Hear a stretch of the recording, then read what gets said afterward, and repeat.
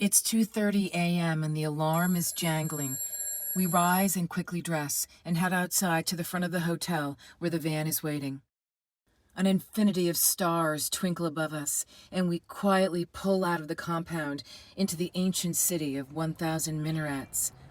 The pyramid complex is just down the road, and we can soon see the looming colossal silhouette of the Great Pyramid as the seven of us slowly approach the Giza necropolis under a phosphorescent sky. The parking lot is empty, and a single guide stands waiting for us. Silently, we begin to walk along the long causeway towards the north side of Khufu, which is the oldest and the tallest of the three pyramids on this rocky Giza plateau. Because the country had been emptied of tourists for several months, we are utterly alone at the site. We ascend a flight of granite steps and enter, eyes wide with wonder. We descend a sloping corridor that's lit with small fluorescent fixtures that buzz intermittently. We then begin moving upwards along a passageway that leads to the Queen's Chamber, whose dimly lit entrance lies about 40 feet away.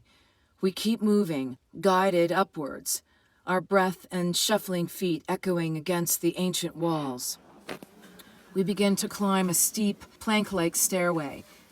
Up and up we climb, 500 feet up into the Great Gallery, which is a slanting and starkly beautiful room unlike anything I've ever seen. Our final route into the King's Chamber is narrow and extremely smooth, and we half walk, half crawl through this final, mysteriously constructed corridor. At the end is an opening, and we each stand straight, eyes blinking, looking around. The first thing I notice is the massive blocks of granite, smooth black granite that rises up 28 feet to a ceiling that's cantilevered and comprised of enormous slabs. It's eerie and beautiful. Across the room is a pink granite stone coffer. We begin to move around, following our own impulses. No one says a word. I run my hand along the walls and notice a subtle slope towards the ceiling. I wonder if there is an immaculate function associated with this strange room. The seven of us come together and stand around the stone box, silently contemplating its purpose. I am wondering why one of the corners has been blasted away. So many questions. We each climb into the coffer, laying there for a few moments. When we exchange glances, there is excitement. As I lay in the enormous stone container, I look up at the faces of the women with whom I've been traveling for 2 weeks. We've shared an extraordinary journey in a strangely ancient land. We are reminded that the lights are on a timer and that we should take our seats on the floor. We light the votive candles we've brought with us and place them in an oval shape on the floor. We raise our voices together in a unified tone and begin to relax and focus our thoughts. When the lights suddenly turn off, I lay back and take in the new sensations that the pitch-black darkness has ushered in. I begin to feel my body merging with the stone floor and the space above me opening up. I become aware that I am rising upwards, and I am quite clear that something corresponding is dropping as I rise, like a seesaw. We lay there for a long time. It's time to leave, and slowly we make our way through the tunnel and then down through the Great Gallery. We finally reach the stone corridor leading to the exit of the pyramid. I can see a man standing ahead and a bright morning light pouring through the entrance. I turn back, looking where I'd just been. I am amazed by this place and feel a deep sense of buoyancy. I step into the blinding desert sun. I walk down the steps, and as I reach the plateau, I turn back and gaze at the pyramid. Wow. Wow. I find my fellow travelers and we pose together for a few final pictures with our beloved guide, Sammy. The time has come to leave this beautiful country and fly back to the States.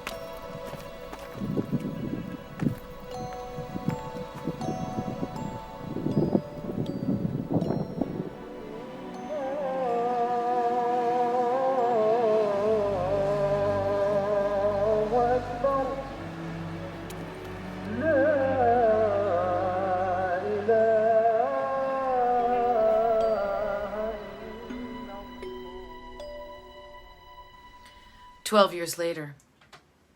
How would you describe the magic found in the temple? Otherworldly, timeless. I think the magic is the silence contained in that room, and what those four walls have seen, have heard, have held. Just an unfathomable container of individuals, of earthlings who've come through. Napoleon, Jesus Christ apparently came into the Great Pyramid, and who knows how many other illustrious souls have wondered about it and come in as I did.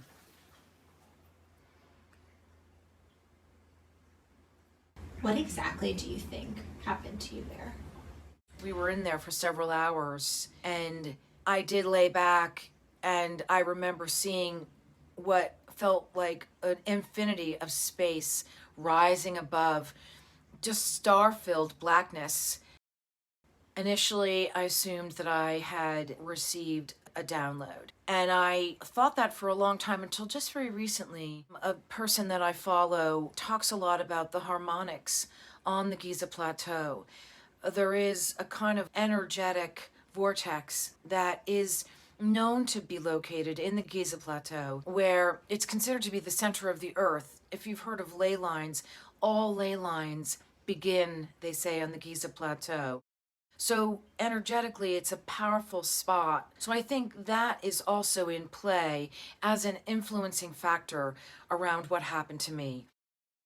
Initially, I saw my experience as sort of random and temporary, but I'm not so sure about that either, because of the enduring influence that that trip has had on my life, especially the drawings I've been making over the past 2 years of the deities from the temples. That indicates to me that the effects of the pyramid are still being felt inside my psyche, inside my soul. It's a very mysterious experience that I've been having to kind of manage. Why was that moment in time fortuitous for you to receive that message? I think that some new life was breathed into my body, and it took many years. But I think that that experience in the King's Chamber has been life-changing for me in a lot of really positive ways. It hasn't given me an easy path, but it's given me a powerful path to follow. In retrospect, how did that moment lead you to where you are right now?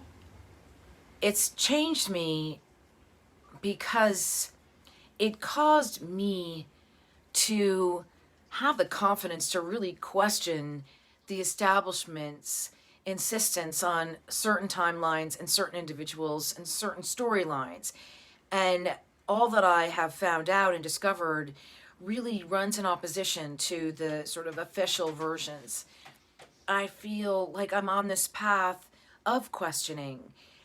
And I think because it's such a giant unknown, it's such a body of information that historians can make stuff up. One of my gurus says, no one knows the truth, so don't worry about not getting it right. And that was sort of freeing to hear that, because you worry about not having the facts straight or not having the context properly thought through. You know, is there a right way or a wrong way of talking about ancient Egypt and these characters and its ancient spirituality of reincarnation and resurrection? But you know, it feels more and more relevant to my background as a Christian. The characters, what I'm learning about Magdalene and Yeshua, having been in Egypt and possibly having returned, what I've learned about Isis and how influential she is for so many men and women across the globe. And she's more modern day than some of these more esoteric figures like Neithotep or even Sekhmet, the feline, who feel further and more abstract and remote than a character like Isis, who feels a little bit more contemporary. And yet, even Isis is always only depicted as having wings. She was an alchemist. She brought her husband back to life. I mean, these are extraordinary characters in time, and who to draw from, who's available to ponder more deeply.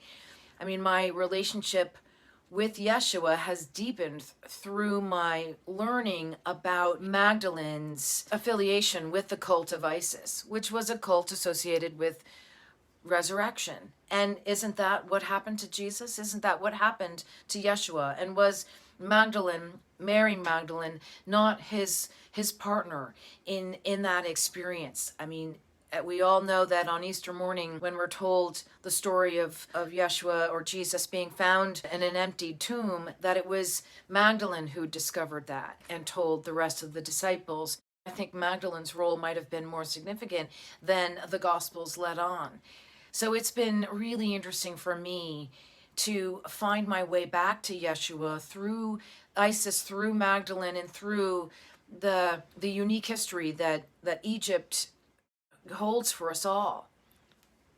Why is it important for you to share this story, and why do we need to keep ancient Egyptian wisdom in present day conversation? I think this story is important because it can be traced forward in time to all of our modern day ideas of living.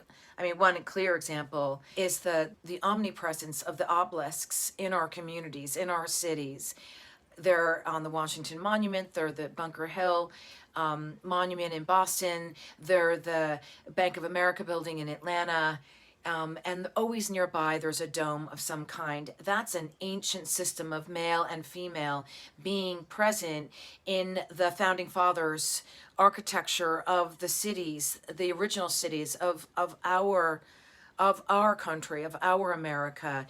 And the presence of the obelisk in Central Park, the determination to have these obelisks be present in an official way across the landscape has not gone unnoticed. And I think there's a story there that we've sort of been taught to overlook.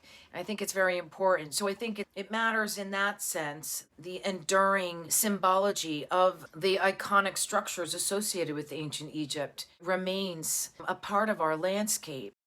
Discuss the community you've built since your awakening in the King's Chamber.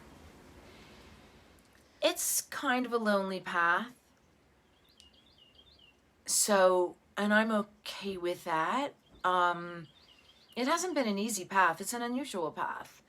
But it's created for me a community that's very meaningful. There is so much to learn. I think when I decided to do an Akashic reading, and I was told that I had 6 previous lives in Egypt, that I was the teacher of children, that I was a devotee and a sort of a student of Tabuti, aka Thoth.